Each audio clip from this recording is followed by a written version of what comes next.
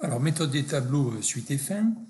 Donc, on a vu un exemple avec une tautologie. Donc, on a pu fermer toutes les branches. Quelques remarques. Donc, je vous ai dit, on applique en priorité les règles qui permettent de créer un seul fils. Alors, quelque chose qu'on n'a pas forcément rencontré, mais on peut choisir d'appliquer une règle à toute formule présente à tout niveau de la branche considérée. C'est-à-dire que dans une branche considérée, il peut rester en haut de la branche une formule qui n'a pas été utilisée pour appliquer une règle, mais on peut quand même le faire dans une partie plus en bas, au niveau d'une feuille. On peut utiliser une propriété d'une formule qui est dans la même branche et qui est au-dessus. Quand on a fini de l'algorithme, on a dit que chaque branche qui reste ouverte nous fournit un contre-modèle. Mais quelquefois, vous allez voir qu'on a deux branches ouvertes qui peuvent donner le même contre-modèle. Ce n'est pas des contre-modèles forcément différents.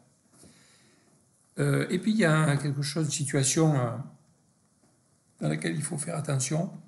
Si vous avez une formule et qu'il n'y a aucune branche qui ferme, donc toutes les branches restent ouvertes. Alors, attention, ça ne veut pas dire que la formule est tout le temps fausse. Ça ne veut pas dire qu'il n'y a que des contre-modèles. Non, ça veut juste dire qu'il y a des branches ouvertes et donc que la formule, ce n'est pas une tautologie et qu'on peut trouver des contre-modèles. Donc, exemple, tout simplement, si je prends la formule P implique Q. Bon, la formule P implique Q, ben, je sais bien qu'elle n'est pas tout le temps vraie. Il y a le cas où P est vrai et Q est faux, qui est un contre-modèle. Et si je trace, si je fais la méthode des tableaux, donc je pars de non P implique Q, la négation de ma formule, et j'ai pas beaucoup de règles, hein, j'en ai qu'une. Donc je ne peux appliquer que cette règle-là, c'est le non implique du 1, et donc je vais avoir justement P et non Q. Voilà. Bon, et ben j'ai fini là. C'est-à-dire, je ne peux pas appliquer d'autres règles. Donc, mon algorithme de la méthode des tableaux, il est terminé. Et la branche est ouverte.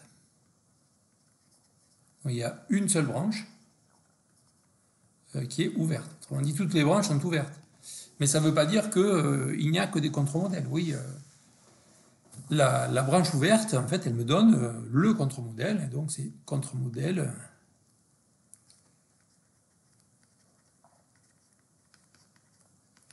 Le contre-modèle, c'est V de P égale 1 et V de Q égale 0. Mais on ne peut pas dire que P implique Q, ce n'est pas une formule qui est tout le temps fausse. Donc attention à ce cas de figure. Bon, alors on va voir l'autre intérêt de la méthode des tableaux, c'est qu'on peut l'appliquer facilement à la conséquence logique. Alors pour ça, on va reprendre une propriété de la conséquence logique qu'on a déjà vue, qui s'appelle propriété de déduction. Cette propriété de déduction, on l'avait établie, hein. On avait fait la démonstration, on va y revenir, pas loin, elle est là. En fait, c'est si A est conséquence logique de B, alors c'est équivalent, si et seulement si. Donc, l'implication B implique A est une tautologie. Donc, voilà, c'est ça qui nous permet de transformer un raisonnement conséquence logique en une tautologie. C'est ça qu'on va utiliser. Maintenant, alors si on a un ensemble d'hypothèses, on peut avoir plusieurs hypothèses, B1, B2, Bn, et on a C conséquences logiques de delta, donc ça veut dire quoi? C conséquences logiques de delta, ça veut dire que tout modèle de delta est un modèle de C. Et donc on a déjà vu aussi que ça veut dire qu'on ne peut pas trouver un modèle de delta et de non C. Puisque tout modèle de delta est un modèle de C. Donc si j'ai un modèle de delta petit v, il vérifiera v de C égale 1. Donc je ne pourrais pas avoir v de non C égale 1. Bon. Et donc, finalement,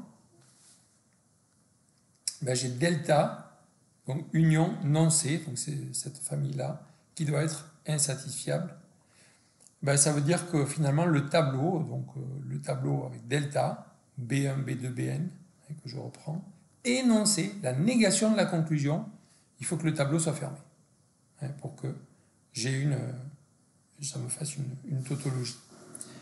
Donc, c'est pas compliqué, quand vous devez utiliser la méthode des tableaux pour une conséquence logique, ben vous partez dans la racine, vous mettez toutes vos hypothèses et vous mettez la négation de la conclusion.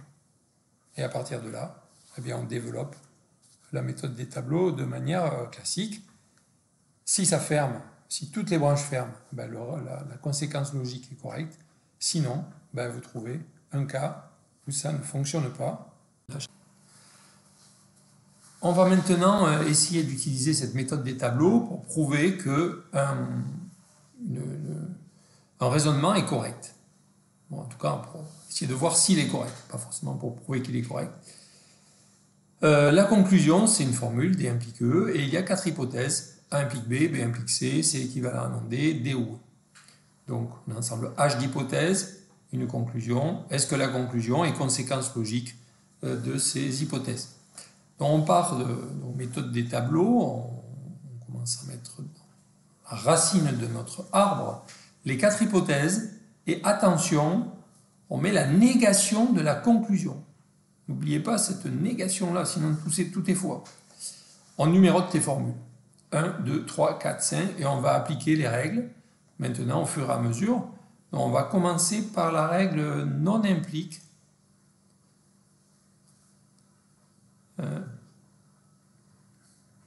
Non implique du 5. C'est la formule 5. Donc là, j'aurai à la fois D et non E, puisque l'implication est fausse. Donc D et non E ici.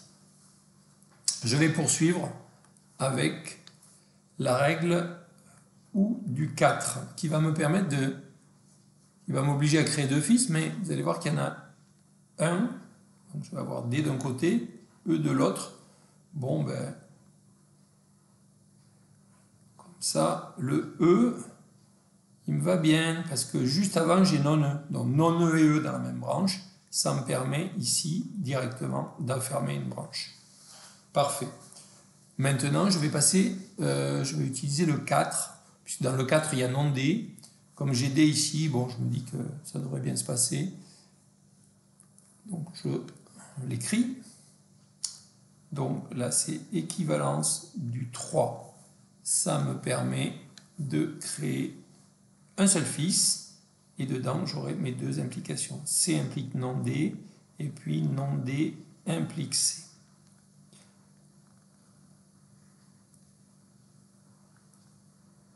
Voilà. Du coup, j'ai 2 nouvelles formules là qui apparaissent, que je vais donc numéroter 6 et 7.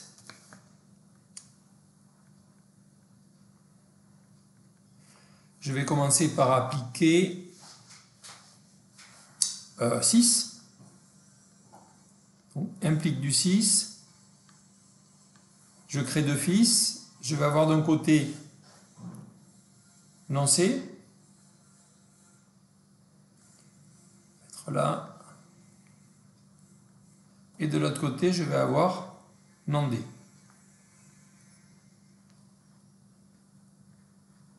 Bon, ça me plaît parce que j'ai déjà D dans la même branche, donc ça me permet ici de fermer. Bon, ben maintenant je vais appliquer l'implique du 7. Donc, implique du 7. Qui va me faire, donc à nouveau 2 branches. Je vais avoir ici non D, et puis C. Donc là encore, je ferme la branche, ici. Bon, mais qu'est-ce qu'il me reste comme règle à appliquer? En fait, il me reste, si je vais voir là-haut, 1 et 2. Donc je vais commencer par la 2, B implique C. Toujours parce qu'il y a non C ici, donc ça me paraît pas mal. B implique C, donc implique du 2. Ça fait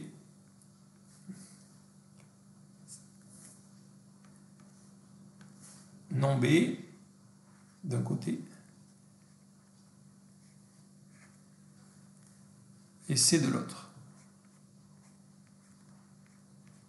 Donc C énoncé, C énoncé dans la même branche. Donc ici ça ferme. Il me reste l'implique du 1, deux branches, non A ici, B de l'autre. Donc parfait. J'ai encore cette branche qui ferme là. Et il me reste que la branche tout à fait de gauche. Qu'est-ce que je peux faire dans cette branche? J'ai utilisé mes formules, toutes les propriétés. Alors si on regarde bien, il y en a une que je n'ai pas utilisée, c'est ici, j'ai non D. Ça c'est une formule que je peux numéroter 8. Et j'ai le droit de faire un non du 8. C'est-à-dire d'éliminer, c'est une double négation, donc on a vu que ça c'était équivalent non D, ça revient à D. Bon, mais quand j'ai fait ça, sur cette branche-là, j'ai utilisé toutes les formules. Je ne peux rien faire de plus. Donc, j'ai trouvé un truc qui ne marche pas parce que cette branche reste ouverte. Donc, si je la visualise, cette branche, elle fait, donc elle part comme ça, elle part tout à fait à gauche. Je vais la dessiner jusqu'au bout.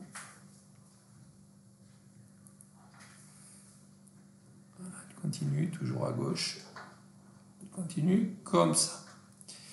Alors, dans cette branche, je vais regarder les valeurs que prennent en fait mes diverses lettres. Vous voyez qu'ici, j'ai, dans cette branche, ici, j'ai non A. Non A, ça veut dire que je vais prendre V de A égale 0. J'ai non B, ça va faire V de B égale 0. J'ai non C, ça va faire V de C égale 0. Par contre, qu'est-ce que j'ai? J'ai D. Alors, je l'avais déjà là-haut, puis je vais le retrouver en bas. J'ai D, et puis si je vais voir là-haut, j'ai non E. Du coup, ça me fait une valuation qui serait V de A égale V de B égale V de C égale V de E. Tout ça, ça vaut 0. Et par contre, V de D égale 1.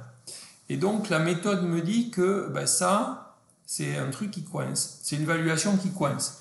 Ça me dit ça, c'est un modèle de H, mais ce n'est pas un modèle de C. Donc, le raisonnement n'est pas valide. Je vérifie quand même, je regarde. Est-ce que c'est bien un modèle de H? Alors, je prends la première formule, A implique B, et comme j'ai V de A égale 0, oui, l'implication qui est là, elle est vraie. De la même manière, j'ai V de B égale 0, donc, en partant de faux, toute implication est vérifiée, donc ça aussi, c'est vrai. J'ai V de C égale 0 et j'ai V de D égale 1. Donc V de non D égale 0 aussi. Donc ça marche. D ou E évidemment, puisque j'en ai bien un des deux qui est vrai, c'est V de D. C'est D, V de D égale 1, donc ça marche. Donc j'ai bien un modèle ici de H. Est-ce que c'est un contre-modèle ici? Ben oui, puisque j'ai bien V de D égale 1 et V de E égale 0. C'est le seul cas où une implication n'est pas vérifiée. Donc voilà, cette méthode m'a permis de trouver le cas. Dans d'autres cas, ça marche. Mais là, il y a un cas où, non, ça, ce n'est pas une conséquence logique de ce qui est là. Donc le raisonnement n'est pas valide.